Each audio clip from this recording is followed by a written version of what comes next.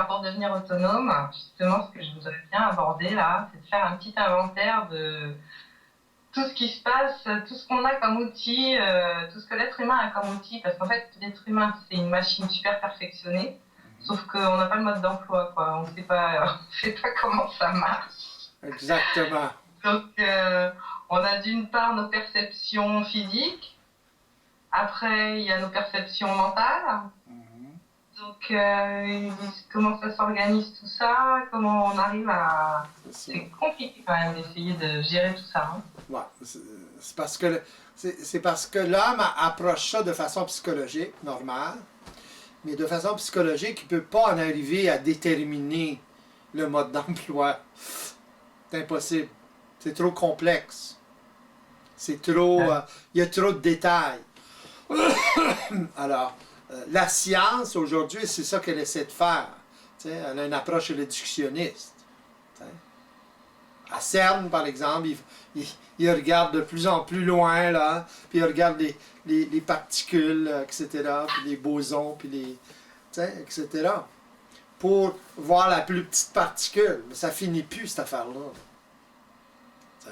Ça peut les aider à voir certaines choses, le mode d'emploi, justement, mais c'est pas comme ça qu'ils vont découvrir le mode d'emploi. C'est pas à l'extérieur, le mode d'emploi. C'est à Ouais, c'est l'intérieur. ça. Et justement, c'est comme quand on a une voiture, on ne sait pas tout comment ça fonctionne forcément à l'intérieur, mais on a quand même un tableau de bord et on sait un peu ce qu'il faut faire pour avancer, C'est quoi, et ça. pour conduire Ouais, correctement. exactement. Il faut apprendre aussi à conduire. Oui, Il faut faire un avec l'auto. Hein? C'est pour ça que les gens, très souvent, ont de la misère à stationner. Ils font pas un avec l'auto. Ils ne connaissent pas leur distance. C'est vibratoire, ça. Alors, c'est à force de pratiquer les distances, à force de stationner, puis moins avoir peur de faire des gaffes ou whatever, là, puis moins, autrement dit, la personne se met disponible, devient disponible à absorber l'information vibratoire quand elle vit l'expérience de stationner. Mais les gens ne font pas ça. Ils pensent. Ils ont peur, ils sont insécures, etc. Alors, ils sont dans le psychologique. Alors, à ce moment-là, l'expérience, elle s'enregistre, mais elle s'enregistre avec tout le psychologique. c'est ça, on a l'impression que ce poste de pilotage, il est justement au niveau de la conscience. Ouais. Donc, psychologique pour le moment, puisqu'on C'est connaît ça ça, là. c'est ça. Ouais. C'est ça le problème. C'est que c'est un poste de pilotage qui est inférieur. Dans le Oui, sens que il y a pas toutes les données, quoi. ouais, il n'y a pas toutes les données, exactement. Mais c'est un début. Au moins, il y a un poste de pilotage. Au moins, il y a une observation à partir de ce poste de pilotage-là. Même s'il y a beaucoup de naufrages. Ou que ça. Mais, à un moment donné, ben, ça passe à un autre poste de pilotage plus supérieur. Ça fait partie de l'évolution. Mais ce n'est pas un phénomène de masse, c'est un phénomène individuel. Alors ça commence par un individu qui... Puis même cet individu-là, ça se perfectionne, il n'est pas parfait, mais les autres individus perfectionnent ça, etc., etc. C'est comme ça que ça fonctionne, d'ailleurs.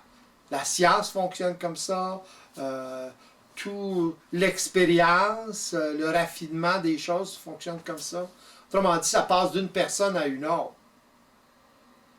L'expérience d'une personne, elle le transmet à quelqu'un d'autre et cette personne-là va encore plus loin, etc. parce qu'elle a l'expérience synthétisée de l'autre. Elle n'a pas à vivre l'expérience de l'autre. Elle synthétise l'expérience. C'est plus facile pour elle. Alors, oui, elle a besoin de vivre l'expérience, mais elle est déjà informée. Tandis que la personne qui était avant était moins informée. C'est comme ça que ça fonctionne. C'est une question d'information. Alors, d'une personne à l'autre, l'information se raffine et l'expérience se raffine automatiquement. Seulement l'information, c'est passé, là, mais avec l'expérience, ça fait toute la différence. C'est ça, évoluer. Puis là, on en arrive à un moment donné, l'homme en arrive, l'individu en arrive à développer un mental différent. Il explore le poste de pilotage, il vérifie la justesse de son observation. C'est seulement en vérifiant justement la justesse de l'observation qu'on en arrive à ajuster cette observation-là et à la faire évoluer. Oui, parce que ce qu'on a à notre disposition, c'est notre perception. Le problème, c'est qu'on perçoit des choses, on a des ressentis, etc. Et que tout de suite, on l'interprète. Donc c'est ça, c'est comment on s'en sert de ces perceptions, puisque c'est ce qui nous permet quand même de percevoir la réalité, enfin la vie. Ouais, mais le problème, c'est qu'il n'y a pas de recette. Ouais, c'est ça. Si vous êtes comme ça, si vous l'interprétez, vous l'interprétez. À ce moment-là, ça prend une personne qui vous dit, qui vous informe sur l'interprétation que vous en faites. Mais là, si vous croyez dans votre intelligence, vous croyez suffisamment évoluer, puis la personne vous dit où sont les failles de votre perception, à ce moment-là, vous ne l'absorbez pas. Vous allez l'absorber seulement quand vous allez vivre l'expérience. Vous allez faire la gaffe, et là, vous allez vous rappeler de ce que l'autre personne vous a dit. C'est comme ça un peu que ça fonctionne. Faut qu'il y ait une vérification dans la matière, dans l'expérience. Même si une personne vous explique tout comment le mode d'emploi, il va falloir que vous viviez l'expérience et vous découvrez le mode d'emploi. Autrement dit, vous réalisiez comment ça fonctionne, ou certaines parties fonctionnent. Et ensuite faire une synthèse. C'est pas facile, ça. Seul, c'est très difficile. Si on part de rien, là. Si on part d'une conscience psychologique. À cause de la désinformation, comme je vous expliquais. C'est ça le problème, d'ailleurs. C'est toute cette désinformation-là. Pourquoi? Parce que l'individu ne connaît pas le mode d'emploi, il ne sait pas ce qui se passe. Alors, il croit que c'est correct. C'est logique pour lui. Bon, ça doit être ça. Mais sa logique est basée sur la forme, là, sur la surface. Elle n'est pas basée sur la réalité vibratoire de la vie.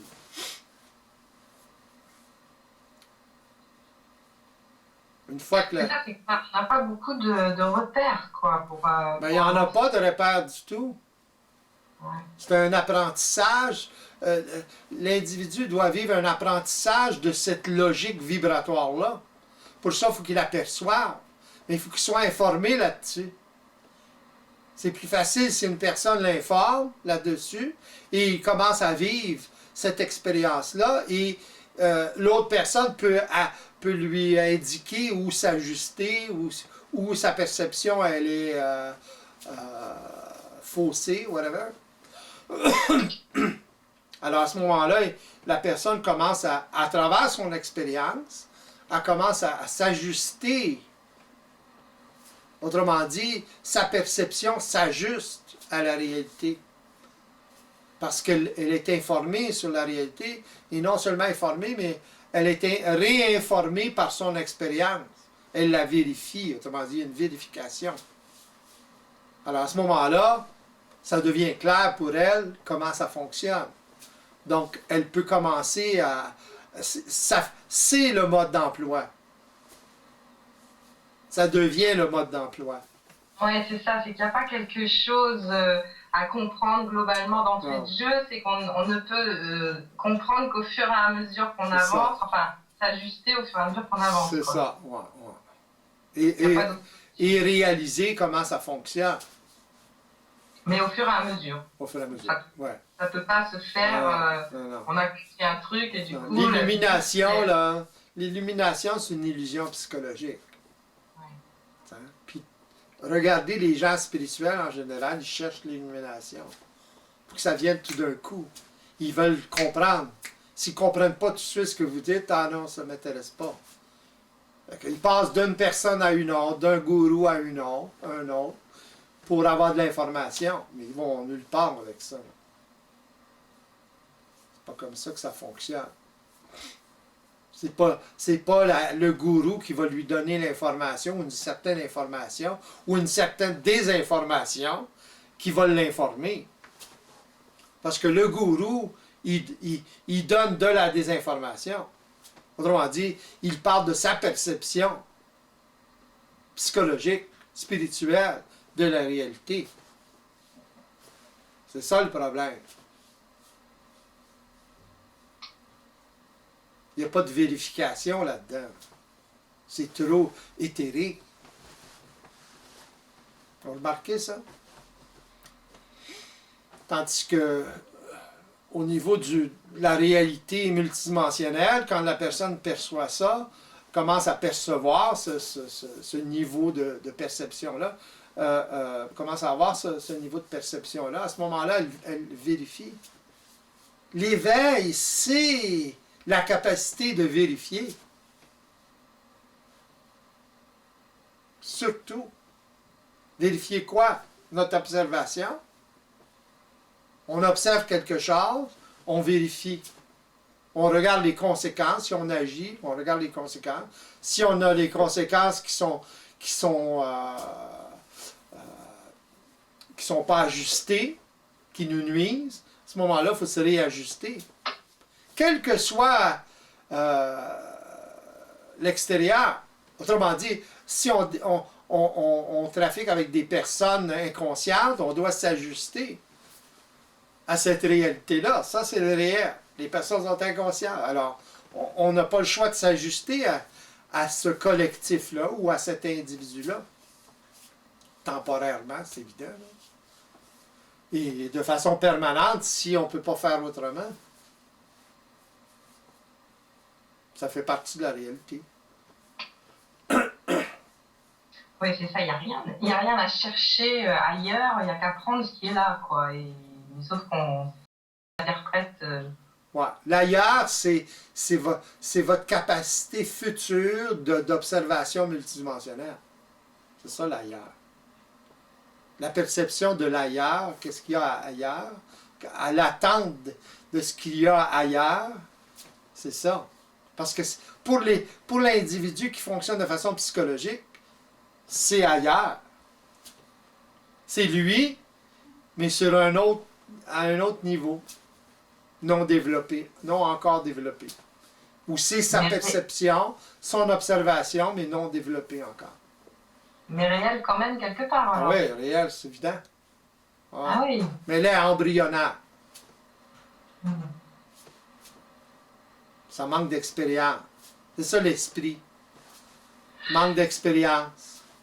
L'esprit, on appelle ça comme ça, là. L'esprit, il manque d'expérience dans la matière.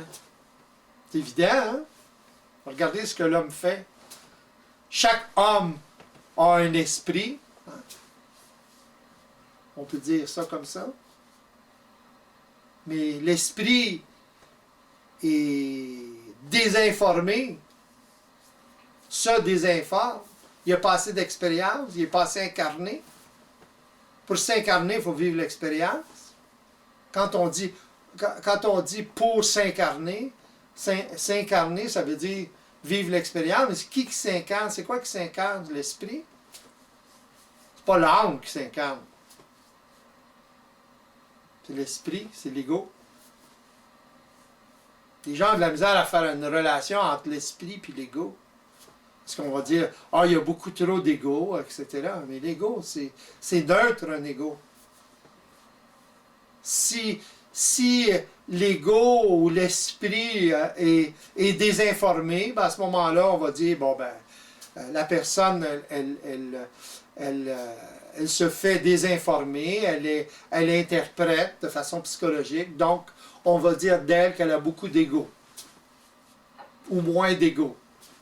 Ça dépend du karma, ça dépend de la programmation.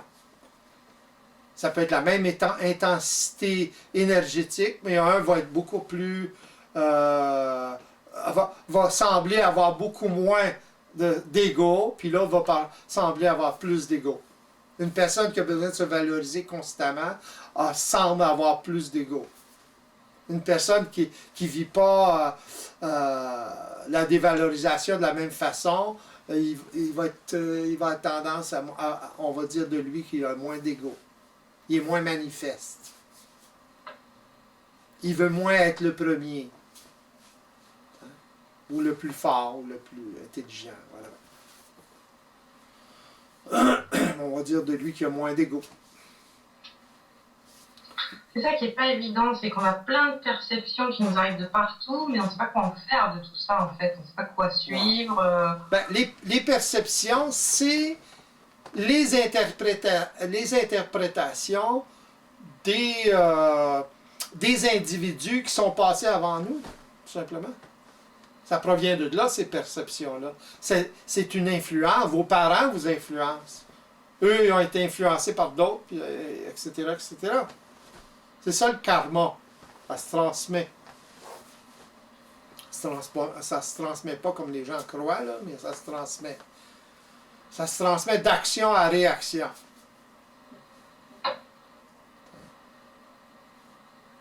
Oui, mais alors tout à l'heure, on disait on pouvait avoir des perceptions d'ailleurs, c'est-à-dire de la capacité potentielle d'observation, mais qui n'est pas encore incarnée. Ouais. Donc ça veut dire qu'on a...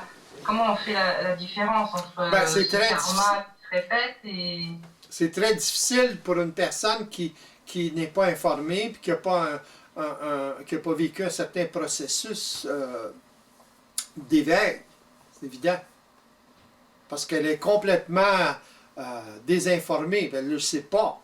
Elle croit que c'est clair pour elle, là, dans sa tête. Elle a un niveau de perception et elle prend ses décisions en fonction de ce niveau de perception-là. Donc, elle se croit intelligente, quelque part. Même si elle ne se croit pas parfaitement intelligente, elle se croit intelligente. Elle se fie à son intelligence ou ce qui se passe dans son mental. Pour elle, son intelligence, c'est ce qui se passe dans son mental. Pour une personne éveillée, ce n'est pas ce qui se passe dans notre mental. Autrement dit, les formes qui surgissent dans notre mental. Être intelligent ou être dans son intelligence, c'est la capacité de réagir à la réalité, réagir s'ajuster au réel, savoir ce qui se passe. Mais savoir ce qui se passe en nous, c'est-à-dire savoir c'est ça, au niveau d'une mécanique. C'est ça, tout ce qui réagit, être présent à ce qui réagit. Pourquoi on est mis en vibration, etc. Alors à ce moment-là, on peut gérer cette énergie-là. On peut gérer le karma, on peut gérer le produit de la programmation, qui est la mise en vibration, les automatismes, etc. On peut commencer à gérer ça parce qu'on a une distance face à ça. Mais la plupart des gens qui fonctionnent de façon psychologique s'identifient parfaitement à leur ressenti, ils s'identifient parfaitement à leur pensée. Ils ne savent pas d'où ça provient, cette affaire-là.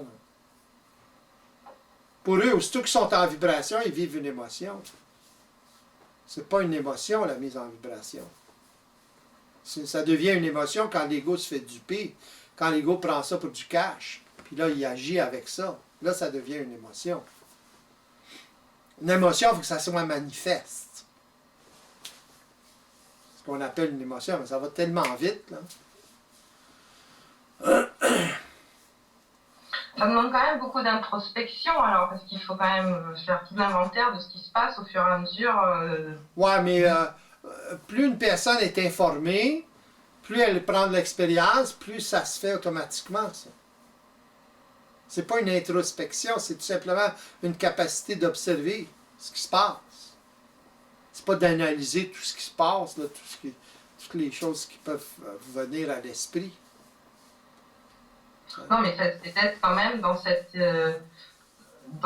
attention à ce qui c'est contenait évident. vers l'intérieur, quoi. C'est ça. Quand vous avez suffisamment souffert, vous allez voir, vous allez être vigilant. Vous allez être très attentif. C'est ça, ça c'est le début de la survie. Devient très vigilant, très attentif. Mais c'est pas une corvée. Ça semble être une corvée du point de vue psychologique. Une fois que l'éveil se fait, une fois que la personne s'éveille, c'est naturel. Ça fait partie de... Ça devient automatique. Comme respirer, puis manger. C'est ça l'éveil. On sait quoi faire quand ça se passe. À part de ça, on ne sait rien. Comme mental, comme vide. C'est pas vide, là, mais on s'en sert pour autre chose, pour construire quelque chose, whatever. Créer, etc. On se casse pas la tête. Aussitôt que je me casse la tête, ou ça commence à me casser la tête, là je sais qu'il y a un problème à régler. Je n'essaie pas de figurer dans ma tête. Je regarde le problème, puis j'essaie de le régler. Je le règle. D'une façon ou d'une autre. Je vais tout faire mon possible pour régler le problème. Habituellement, c'est avec quelqu'un d'autre, dans une relation, whatever. Mais si c'est impossible de régler le problème, à ce moment-là, je vais régler le problème autrement. Je ne suis pas pour vivre avec ça tout le temps. Oui, mais c'est la conscience qu'on a du problème, en fait. C'est à partir d'où on regarde ce problème. C'est ça. C'est une personne qui est éveillée va vivre des choses comme ça si il y a des personnes non ajustées autour d'elle ou dans sa relation, ou il y a quelque chose qui n'est pas ajusté dans la relation. Alors, à ce moment-là, elle va essayer de communiquer pour régler le problème, pour réajuster tout ça. Ça fait évoluer l'autre personne, c'est évident, là. Des fois, à coup de pied dans le derrière, mais c'est de même que ça fonctionne. C'est pas facile, de vivre avec une personne qui est éveillée, là. À cause de ça, justement. Parce que ça pousse l'autre personne à évoluer, là, tout le temps. À cause de ça, pas par intention, là. Autrement dit, la personne a besoin de s'ajuster. Quand la personne s'ajuste ou réalise, on lui explique, réalise, elle vit l'expérience, ben là, elle se réajuste, ça va. La relation s'enrichit à ce moment-là. Mais si la personne n'est pas en mesure de faire ça, puis il y a répétition, ben à un moment donné, il n'y en aura plus de relation. Pourquoi? Parce qu'on veut la paix. Pas les complications à pu finir. Fait que si dans notre entourage, on a des personnes trop compliquées, trop psychologiques, qui sont moins évoluées, puis ils ne peuvent pas évoluer à ce rythme-là, ben à ce moment-là, on s'éloigne automatiquement. On n'a pas le choix. Entre-temps, il va y avoir des chocs de réalisation ou des chocs. Le choc, c'est l'ajustement. Ou ce qui se passe quand on ajuste quelqu'un. Quand on explique, quand on communique avec une personne pour l'ajuster. Ça peut donner des chocs à la personne. Mais plus une personne est dans un processus d'éveil, plus c'est pas facile, mais elle finit par s'ajuster. C'est ça qui est important. C'est pas ce qu'elle a fait, c'est pas ce qui se passe comme complication qui est important, c'est sa capacité de s'ajuster qui est importante. Ou de ne pas s'ajuster.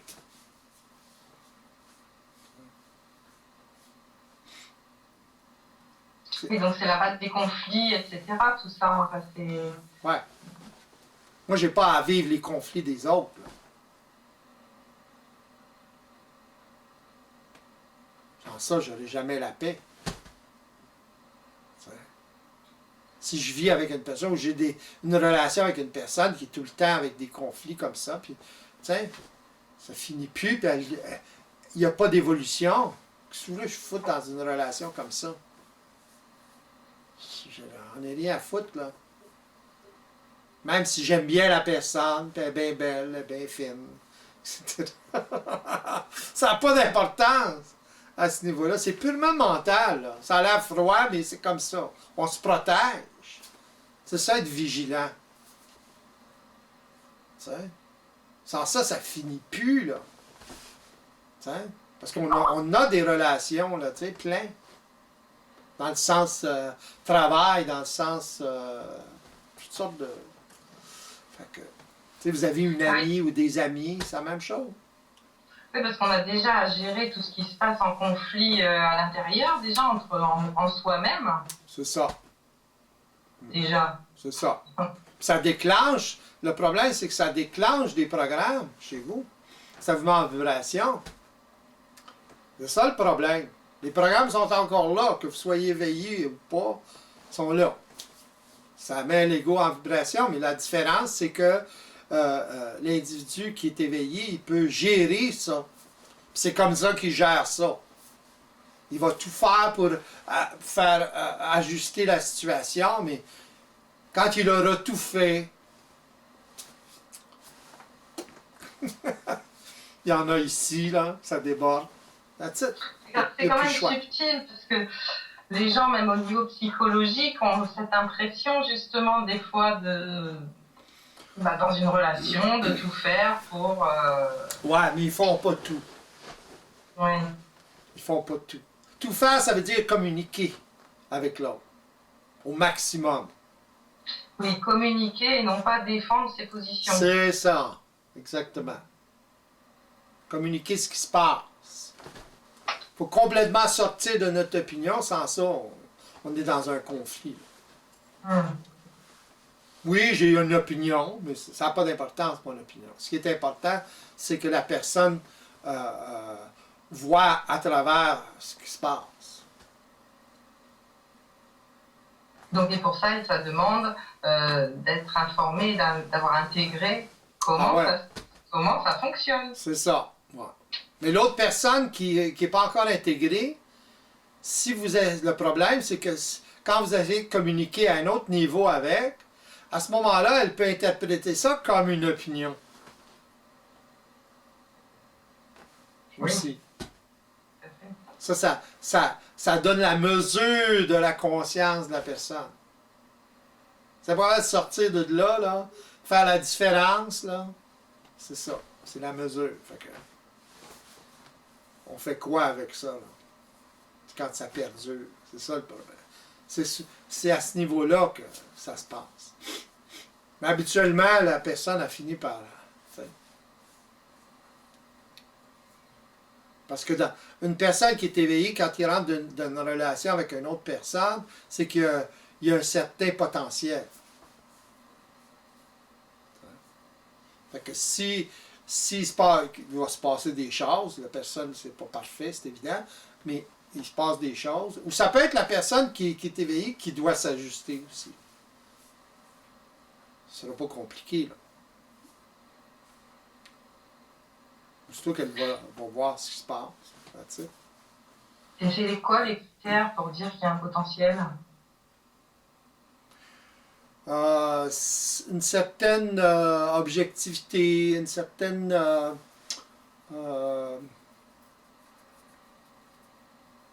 un besoin d'évoluer, un besoin de sortir de sa souffrance. Autrement dit, là, t'sais,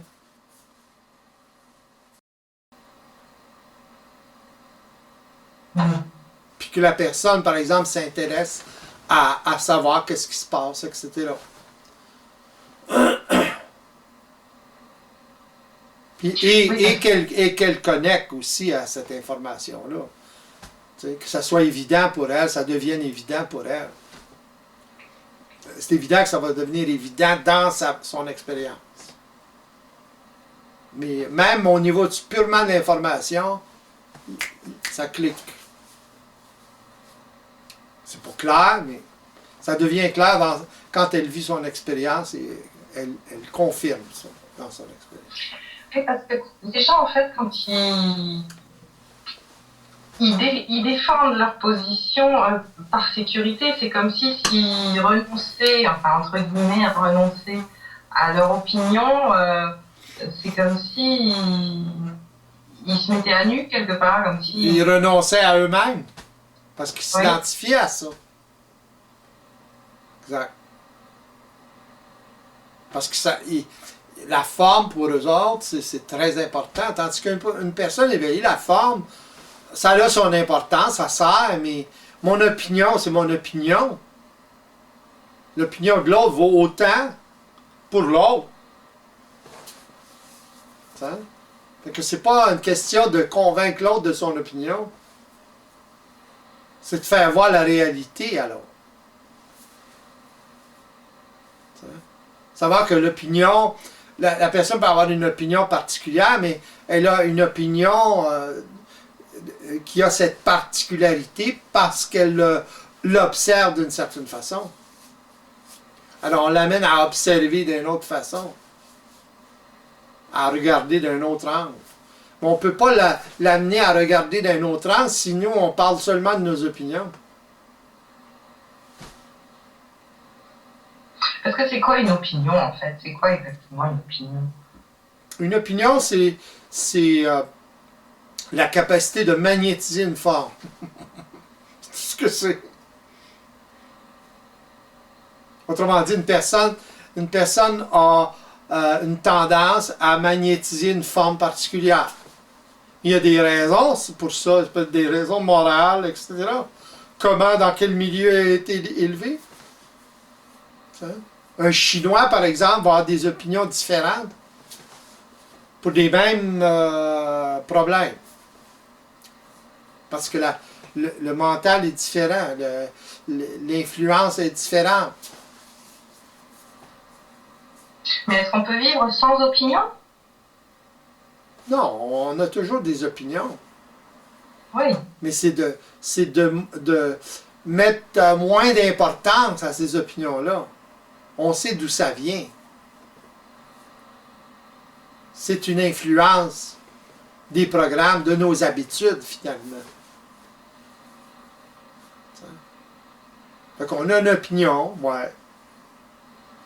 Mais, tu sais, si j'ai une opinion, par exemple, je vais dire, bon, ben, moi, je préfère la couleur bleue ou jaune que, tu sais. Je peux en tant qu'artiste, je peux arriver avec des arguments techniques. Ça, c'est mon opinion. Même si c'est supporté par une technique. Mais l'autre personne qui n'a pas la même vision des choses, n'est pas aussi visuelle, etc., elle peut-être a décidé que, bon, ben, j'aime le bleu. Tu sais?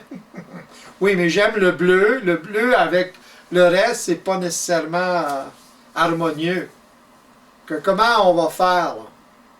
Ben oui, parce qu'il n'y a pas une opinion qui vaut plus que l'autre, en fait. C'est ça. Fait que c'est très difficile pour moi de convaincre l'autre personne que techniquement, ça ne fonctionne pas. Si je reste seulement là-dessus, elle, ça y prendrait un cours, puis encore, pour, il faudrait qu'elle soit informée sur la technique. T'sais, les couleurs, etc. Les formes, les proportions d'art, etc., etc. Alors, on ne peut pas... Là, il faudrait que, à ce moment-là, j'impose mon opinion sur l'autre. Ça marche pas, ça. Parce que c'est ça qui est difficile et qui entraîne beaucoup de conflits, c'est que chacun, justement, a ses opinions. Ça. Et pourquoi l'une serait meilleure que l'autre, puisque ça vient de... C'est ça, ils ne voient pas la vue d'ensemble. C'est quoi la vue d'ensemble? C'est la relation entre les deux personnes. Est-ce que vous voulez continuer la relation, harmoniser la relation, ou vous voulez avoir raison? Oui, c'est ça. Fait que lorsqu'une personne est éveillée, elle va favoriser la relation plutôt que son opinion. Mais si vous regardez une personne qui fonctionne de façon psychologique, elle va favoriser son opinion à la relation. Tout le temps. C'est ça le problème. Surtout des couples. On a affaire à une femme et un homme. Là, deux mondes totalement différents au niveau psychologique. Là. Parce qu'au niveau réel, il n'y en a pas de différence. Au niveau de l'esprit, il n'y a pas de différence. Mais au niveau psychologique, énormément de différence. À cause des influences. Des choses qui influencent l'opinion de la femme et de l'homme. Du coup, c'est très difficile dans la relation parce que on n'est jamais sur les mêmes longueurs d'onde puisqu'on a tous derrière des programmes un peu différents. Oui, mais à cause que les deux personnes fonctionnent de façon psychologique. Ouais. Mais si les personnes fonctionnent, sont éveillées, sont plus éveillées, à ce moment-là, oui, ça a une influence, mais ils ne tiennent pas compte de ça seulement. Ils tiennent compte de leurs besoins relationnels qui supplantent tout ça. C'est plus important pour eux d'être en relation, de ne pas être seul, tu sais, il y a beaucoup de facettes de relation, et entretenir cette relation-là. Ça, c'est important. L'harmonie, être bien dans sa peau, dans une relation, c'est important. Dans votre relation, c'est important. Alors, les opinions, ils viennent en second lieu. On peut émettre une opinion, etc., oui, mais pas au dépend de la relation. Tandis qu'au niveau psychologique, les gens supportent l'opinion en premier lieu au lieu de la relation. C'est ça qui détruit la relation. Hein? Ils n'ont jamais construit une relation. La relation se construit au fur et à mesure que l'opinion ne passe pas en premier lieu. Grosso modo, là, c'est à peu près ça. Au fur et à mesure. Oui, c'est-à-dire que en fait, les conflits, c'est sur la forme en général. Ils se retrouvent sur la forme, c'est-à-dire que moi je veux du bleu et puis toi tu veux du rouge. Et dans la même pièce, qu'est-ce qu'on va mettre? C'est ça. Bon, bah... ouais. Dans la même chambre à coucher, par exemple. C'est ça. C'est ça. Donc du coup, ce qui se passe, c'est des compromis. C'est ce qu'on appelle des compromis. Alors, c'est quoi les compromis? C'est ça. Les compromis, ça, c'est mettre de l'eau dans son vin. À un moment donné, il n'y a que de l'eau colorée. Il n'y a plus de vin. C'est ça le problème. C'est toujours comme... Puis là, il y a une compétition au niveau d'un contrôle quelconque. Ça détruit les relations. Ah oui, complètement. C'est ça. Fait que, ce qui est important, c'est la relation. Mais pour mettre de l'importance à la relation, il faut mettre de l'importance à notre relation. Pas l'autre individu. Seulement notre relation. C'est-à-dire notre relation. Dans le sens que l'autre individu, ce n'est pas notre relation. Il fait partie de la relation. Pour lui, vous faites partie de sa relation à lui, son besoin relationnel, autrement dit. Hein? Fait que quand vous avez deux individus qui s'occupent de leur relation, leur besoin relationnel, à ce moment-là, ils mettent l'importance. Plus d'importance, c'est plus réel. Hein? Ils sont plus ajustés à la réalité. Ils mettent plus d'importance à leur relation, autrement dit, l'harmonie qu'ils ont ou la paix qu'ils ont dans leur échange relationnel avec l'autre individu. Ça passe en premier lieu, ça. Mais pour ça, il faut qu'il y ait des critères particuliers, dans le sens que les deux personnes soient suffisamment éveillées, ajustées à la réalité. Le seul point de repère, c'est la réalité. Quelle réalité? La perception ou l'observation de la réalité relationnelle. Qu'est-ce que c'est? Pourquoi on a un besoin relationnel? Enfin, à ce moment-là, on regarde ça purement au niveau du besoin relationnel dans toutes ses facettes. Puis c'est extrêmement important. C'est aussi important que de respirer et de manger. Vous avez besoin de manger tous les jours, bon, mais vous avez besoin de relationnel de la même façon. C'est dans votre génétique, c'est dans chaque partie de votre corps, vos cellules, etc. Pas pour rien que les gens sont attirés vers les autres tout le temps. Là. Puis les programmes en plus, là, d'être programmés pour ça. Alors, si vous agissez contre, vous êtes en conflit, là. Puis vous ne savez pas. Puis vous agissez de façon totalement égocentrique, dans le sens que vous agissez pour, en fonction de vos intérêts, ou ce que vous pensez être vos intérêts, mais là, vous êtes désinformé, parce que vous regardez ça de façon psychologique.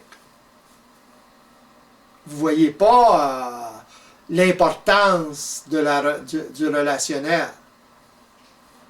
Pour vous, c'est l'autre qui est important. C'est pas l'autre qui est important. C'est ça, oui, c'est ça.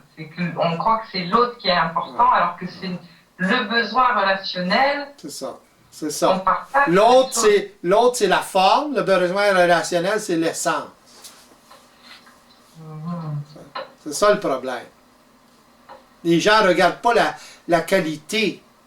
Pourquoi? Parce qu'ils ne peuvent pas l'apercevoir. Ils ont de la difficulté à percevoir ou à observer à ce niveau-là. Fait que, au niveau de la forme, pour la femme, il faut que ça aille beau, il faut que ça aille fin, il faut que ça aille ci, il faut que ça aille ça. Et là, ils sont attirés vers la personne. Ils se laissent vivre la relation avec la personne. Mais c'est pour des raisons qui sont psychologiques, qui sont karmiques. Hein? En fonction de programmes qui sont totalement désajustés avec la réalité. C'est ça le problème. C'est puissant, le besoin relationnel. Hein? Mais c'est très subtil parce que ça peut vraiment se confondre avec le programme d'abandon où on a envie de combler ce besoin de... Ben, c'est ça, en fait, lorsque vous le vivez de façon psychologique. Mais qu'est-ce qu'il y a derrière le programme d'abandon ou la survie? Ce qu'il y a derrière ce qu'il y a derrière le programme d'abandon, c'est la survie. Le relationnel, ça fait partie de la survie. C'est des programmes. C'est évident, c'est des programmes. Mais c'est des programmes qui sont fondamentaux. De la même façon qu'on a besoin de respirer. On a besoin d'un programme pour respirer, hein? Sans ça, on meurt. Bon, ben, on a besoin de relationnel, sans ça, on meurt aussi. On ne meurt pas de la même façon, mais on meurt pareil. Surtout quand vous êtes dans une relation. Donc ça veut dire que ce qui se cache derrière la vibration qu'il y a pour le programme d'abandon, c'est le besoin relationnel qu'il y a derrière. Oui. Ah oui. Ah ben oui. D'accord. La survie. C'est plus subtil, là, mais c'est la survie. Oui, donc tu dis à un niveau psychologique, c'est l'autre qui est important pour combler ce besoin, et du coup, il y a tout un jeu de contrôle qui se met en place, il faut contrôler l'autre, parce que si l'autre s'en va, on retombe dans l'abandon, etc. Alors que quand on a conscience que c'est un besoin qui nous est propre, on sait qu'on peut on a besoin de quelqu'un d'autre. On le gère. Et on le gère différemment, oui. On n'est plus dépendant de l'autre, en fait. C'est ça. On n'est pas dépendant de l'autre, dans le même sens que le sens psychologique. Au niveau psychologique, oui. Mais au niveau réel, on n'est pas dépendant de l'autre. On a un besoin relationnel. L'autre peut être remplacé. Tu sais? Fait que, mais on a besoin tu sais? Fait que si la qualité de l'autre individu n'est pas suffisante pour qu'il y ait une relation harmonieuse ou une relation intelligente, ben à ce moment-là, on n'a pas le choix, là. Tu sais? Fait que c'est ça qui, d'ailleurs, qui va faire que ça va s'ajuster tout le temps. Tu sais? Mais les gens vivent leur relation en fonction de leur besoin de ne pas être rejeté ou en fonction du rejet, de l'abandon. C'est ça le problème. Ils sont assujettis à ça. Quand ils tombent en amour, c'est pas qu'ils sont en amour comme ils pensent. Ils comblent un vide. Le vide de l'abandon. C'est ça qu'ils vivent. Parce qu'ils n'ont pas de relation encore. Ils ne se connaissent pas. Une espérance. L'amour tel qu'ils vivent à ce moment-là. Ils espèrent que l'autre, ils croient en plus que l'autre va combler tout ça. Là. Mais ils ne savent pas ce qu'ils vivent en fait. Fait que, ils sont en amour, mais aussitôt qu'il y a une petite affaire de négatif ou whatever, là, ça les affecte énormément. C'est évident parce que là, ils ont peur de perdre. Ou si l'autre, le moindrement, ils perçoivent ça comme un rejet, là, c'est terrible. C'est ça le problème.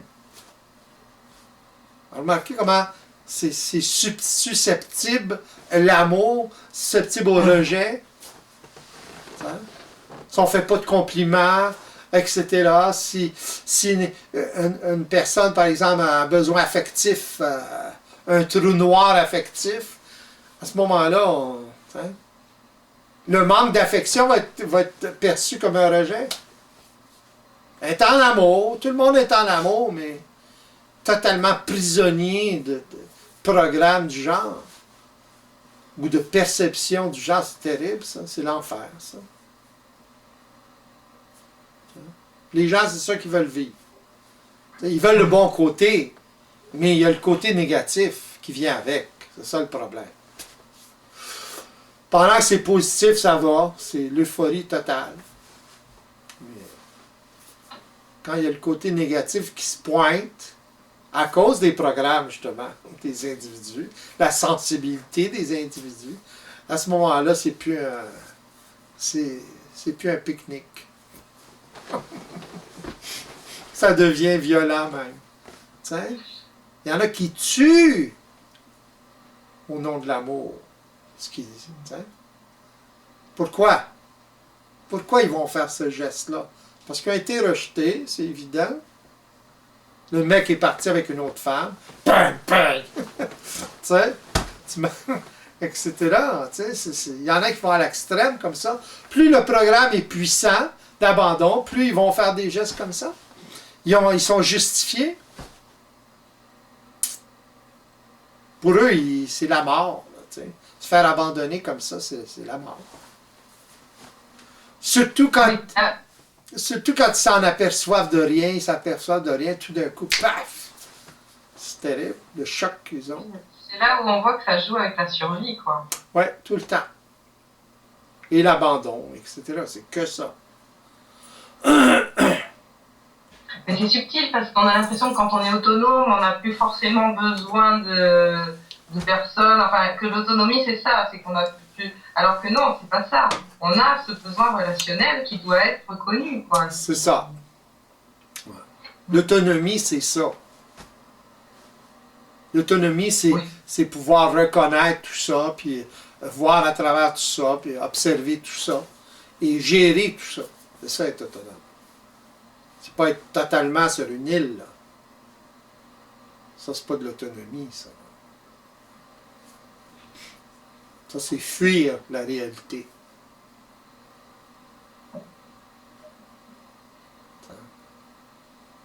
Quand vous êtes dedans, vous le gérez, ben à ce moment-là, c'est différent. Vous apprenez à gérer n'importe quelle situation. Vous allez avoir de la difficulté quand il y a beaucoup la mise en vibration est beaucoup plus forte, c'est évident. Mais une fois que vous êtes capable de passer au travers, ben là, vous allez avoir l'expérience du taux vibratoire de cette expérience-là. Puis là, vous allez être capable d'absorber beaucoup d'expérience à ce taux vibratoire-là. Vous évoluez comme ça. C'est ça l'esprit qui s'incarne. Même chose. L'expérience. Oui, c'est ça. Cette incarnation, en fait, c'est au fur et à mesure qu'on avance, on sait ce qui se passe, quoi. On a vraiment des références pratiques et concrètes. C'est ça. Être éveillé, c'est fonctionner au niveau de l'esprit et non de l'âme seulement, et non de la programmation.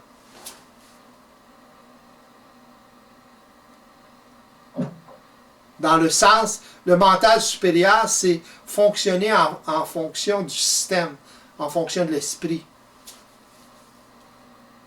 Et non en fonction de la programmation. Autrement dit, être assujetti à la programmation. Donc, l'esprit va gérer le produit de la programmation. Autrement dit, l'énergie. C'est ça le mental supérieur.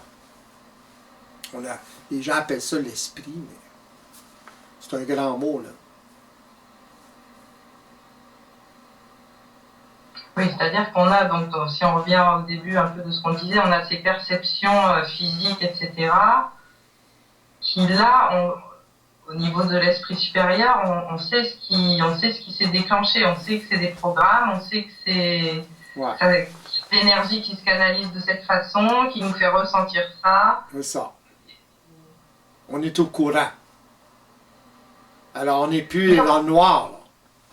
On ne peut quand même pas fonctionner autrement qu'avec ça. Donc après, c'est vraiment cette perception, enfin cette vision de ces programmes, parce que de toute façon, ils sont là. C'est eux qui nous gèrent, de toute façon. C'est une vue d'ensemble, c'est évident, dont les programmes.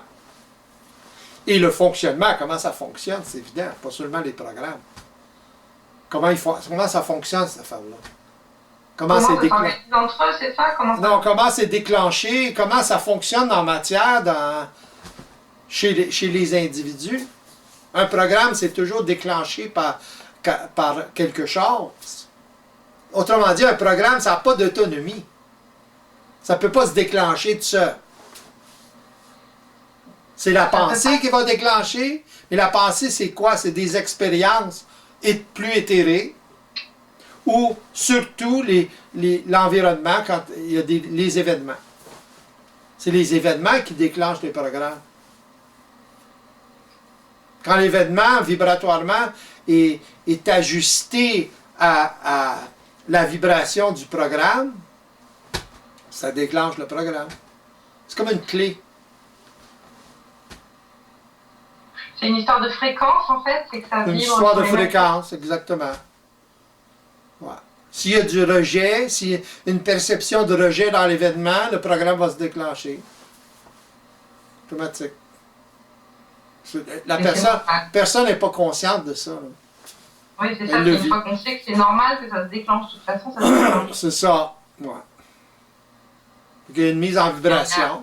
Puis là, vous savez d'où ça vient. C'est ça, après c'est l'importance qu'on y accorde et puis l'interprétation qu'on en fait, quoi. C'est ça. Fait que si vous ne voyez pas à travers tout ça, si vous ne connaissez pas la mécanique, vous n'êtes pas en mesure de l'observer dans l'action immédiate, dans le présent, là, à ce moment-là, ben là, vous le subissez, vous l'interprétez, etc. Vous vous identifiez au ressenti, c'est évident. Hein? L'homme croit qu'il est ses ressentis. C'est ça le problème. L'homme croit qu'il est sa pensée. C'est ça le problème. Quand sa pensée et ses ressentis sont créés et soufflés par la programmation. Autrement dit, l'expérience. Les expériences qu'ils ont eues quand ils étaient très jeunes, etc. Les premières expériences. C'est lui qui les vit quand même. Oui. C'est lui qui les vit, mais un enfant de 2 ans n'a pas la perception d'un adulte. Alors lui, il veut survivre. Il se sent vulnérable, extrêmement vulnérable. Un enfant, ça se sent extrêmement vulnérable parce que ça n'a pas les moyens de survivre par lui-même. Puis il le sait, pas consciemment, mais il le sait quelque part. Comment je peux savoir ce qu'il le sait? Mettez un enfant quelque part tout seul dans la forêt, vous allez voir ce qui va se passer. Ou dans une pièce même. Enfermer un enfant dans une pièce, là, jeune, vous allez voir. À un moment donné, il va brailler, pas à peu près. Il va avoir peur. Il va se sentir abandonné. Il va se sentir rejeté. Il a besoin de se sécuriser. Il va se sentir en danger. Il va sentir le vide de sa solitude. Là. Pourquoi? Parce qu'il a besoin de survivre. La vie a besoin de survivre en lui. Que ça le fait réagir. Ça, c'est l'esprit, ça. L'esprit en lui le fait réagir, genre. On pourrait dire comme ça. Alors, il se sent insécure. Là. C'est quoi l'insécurité? C'est un réflexe de survie. Si on met une personne devant un ours grizzly, vous allez voir qu'il va vibrer. Pourquoi? Parce qu'il sait qu'il y a un danger. Il peut se faire arracher la tête, ou se faire mordre, ou whatever. Il va être en vibration pas à peu près. Bon, mais un enfant, là, quand il se sent dans cet état de survie-là, il se sent comme ça. Il se sent en danger de mort. Ça ne prend pas grand-chose. Oui, donc on a tous vécu ça de toute façon dans notre enfance. C'est ça. D'une façon plus ou moins forte. Dépendant de nos parents, dépendant de comment eux, ils agissent avec nous, etc. Vous avez déjà regardé les chimpanzés, comment ils fonctionnent. Là, le petit singe, il est tout le temps avec sa main, il s'accroche après les poils. Il ne lâche pas de minute. Il a besoin d'elle pour se lever, pour manger, pour se sécuriser. S'il n'a pas sa mère, si elle meurt, il va être très insécure. C'est évident, il a reçu un choc. Chaque minute, il est en choc. Jusqu'à temps qu'il soit adopté par une femelle chimpanzé. Là, ça va se sécuriser. Et donc, c'est de là, ce besoin relationnel, enfin, c'est là qu'on... exactement. Fait partie de la survie. On peut pas... c'est plus facile de survivre avec d'autres. Quand je parle de survie, je parle de toutes les facettes là, de ce qui se passe entre deux personnes, par exemple. T'sais? À tous les niveaux. Communication, sexualité, rire, joie, etc. Toutes les facettes de ça. Si on n'a pas ça, on meurt. On meurt comment? Même si on est vivant, on meurt. Dans le sens qu'il manque quelque chose. Et alors, des personnes qui s'isolent et qui disent qu'ils ont besoin de personne et qui sont mieux seuls, etc. Ils fuient. Ils fuient. Ils fuient la souffrance. Ils ne connaissent pas ce besoin. Ils fuient la souffrance du rejet. Ils fuient la souffrance du rejet. C'est évident. Et donc, pour ne pas souffrir, ils s'isolent. C'est ça. Mais du coup, ils doivent être aux prises avec ce besoin relationnel. Pour moi, plus ils exagèrent leur isolement, plus je peux mesurer la puissance énergétique dans leur programme. Mesure. C'est comme deux vases communicants. Très facile de voir. Ça souffle là-dedans. Pour qu'ils agissent comme ça soit très souffrant. D'être avec d'autres. T'sais? Mais la souffrance n'est pas nécessairement seulement à cause des autres, est à travers leur interprétation, comme on parlait au début. Mais en même temps, on a quand même besoin des fois de se protéger des autres, parce que c'est vrai que c'est pas toujours simple. Ça, c'est évident, mais il faut apprendre à se protéger. Il faut apprendre les arts martiaux mentaux. Oui? Mais quand même à assouvir ce besoin relationnel, parce que c'est naturel et c'est indispensable. Ouais, mais on ne peut pas le savoir avant de le savoir. Ouais. Fait que faut développer cet art martial mental avant. Savoir se défendre. Savoir attaquer, défendre, etc. Autrement dit, la survie. Savoir survivre. Qu'est-ce qui se passe, comment, et à ce moment-là, on peut.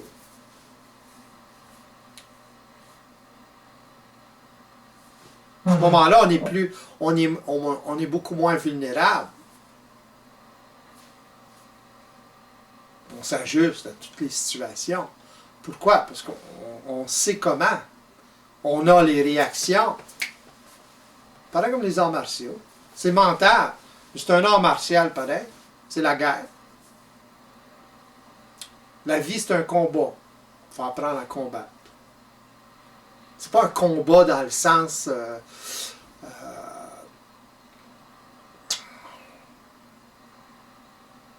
négatif du terme.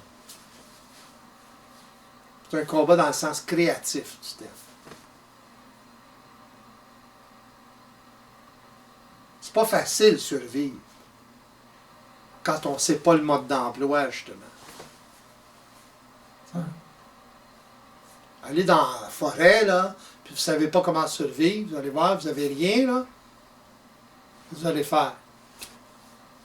Tandis qu'une personne qui a appris à survivre dans la forêt, il a plus de chances que vous. Mais si vous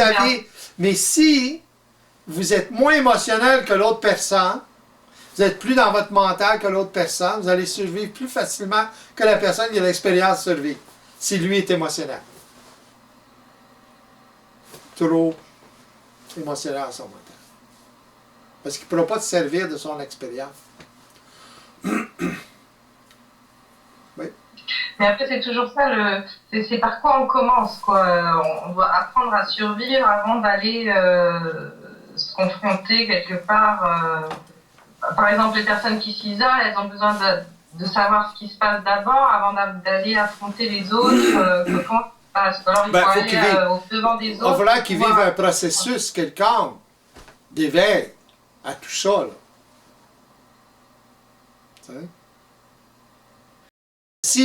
Si ils sont informés de cette réalité-là, du processus, à ce moment-là, ça va peut-être les intéresser de vivre le processus pour se libérer de ça. Pour se libérer de quoi? D'être obligé de s'isoler pour ne pas souffrir d'une certaine façon, mais ils vont souffrir d'une autre façon.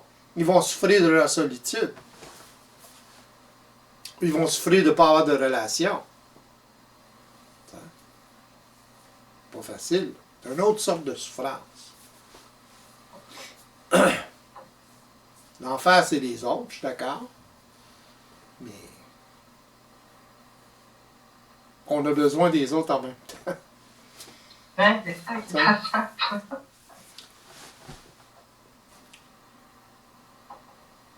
Qu'il faut apprendre à fonctionner avec les autres.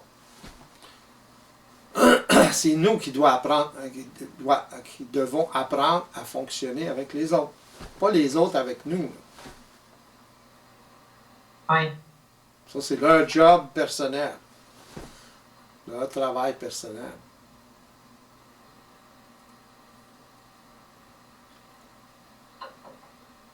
Oui, c'est notre perception qui... De toute façon, on ne peut travailler que ce que nous, on perçoit. C'est ça.